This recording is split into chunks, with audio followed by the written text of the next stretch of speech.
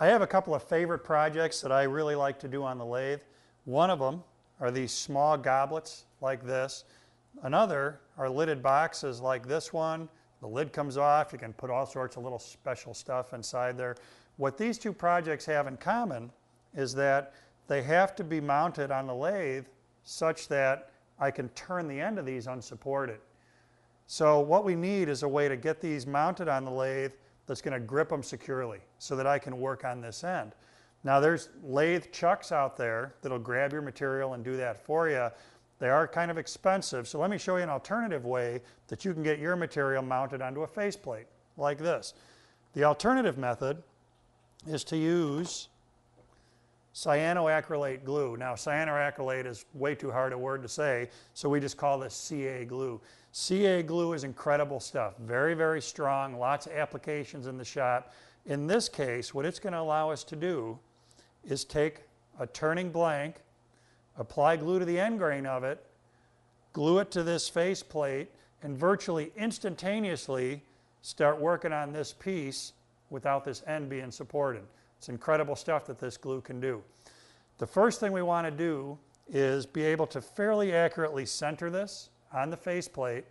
So I'm going to turn on the lathe, and using the tool rest and a pencil, I'm going to get a series of circles on here to create a bullseye so that it's going to help me center this.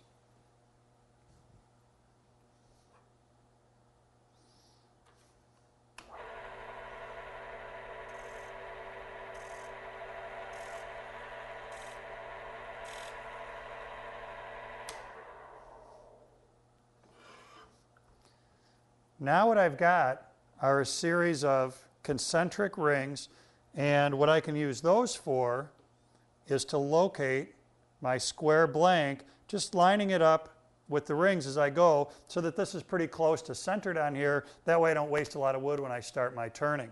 In the CA glue, there are different viscosities that you can choose from.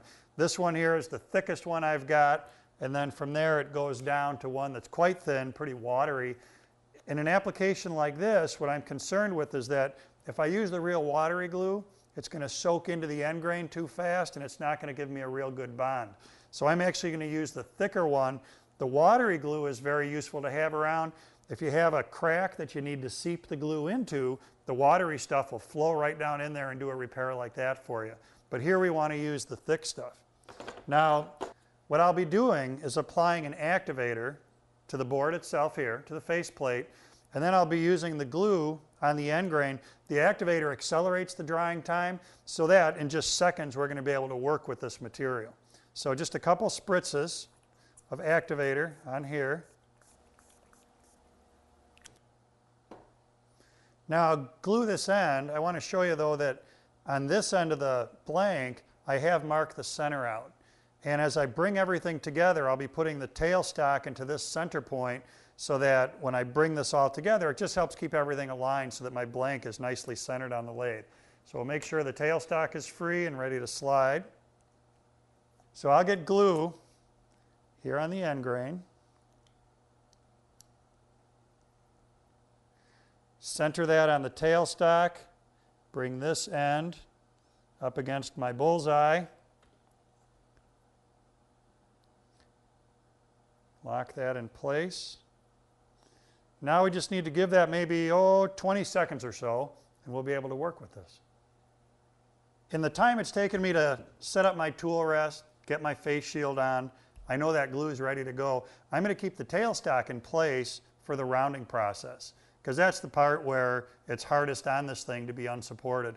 Once it's rounded, I'll be able to move the tailstock out of the way, and I'll show you how you can work on this with no support at all on this end.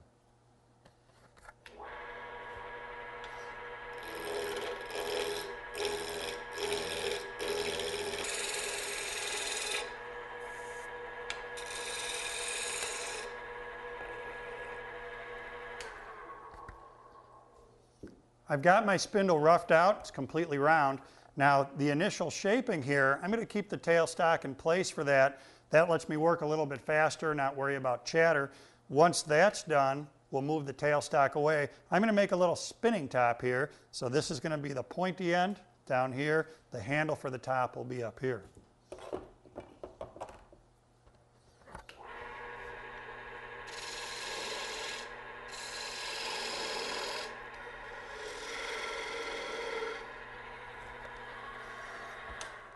That shape is nearly complete. All I need to do is give my top a little bit of a point down here and then finish the handle. So now we're ready to slide this away. And we can complete the turning unsupported by the tailstock.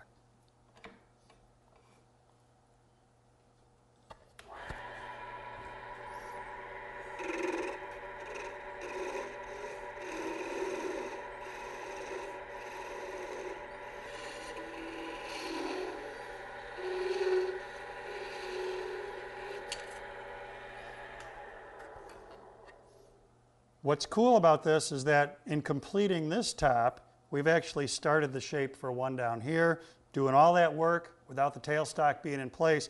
When you start the next one, you can just work without your tailstock altogether because the glue is doing such a great job of holding that on there. That glue is the tops for holding these parts together. Really, no other glue would do it. It's very handy to have a variety of the viscosities available in your shop. If you're using the CA glue a lot, larger bottles with bigger quantities are available. In fact, you can even get caulk guns full of the stuff. CA glue is very handy, not just for shop applications, but all sorts of household repairs. Ceramic mugs, just about anything you need to fix, you can probably stick it together with CA glue.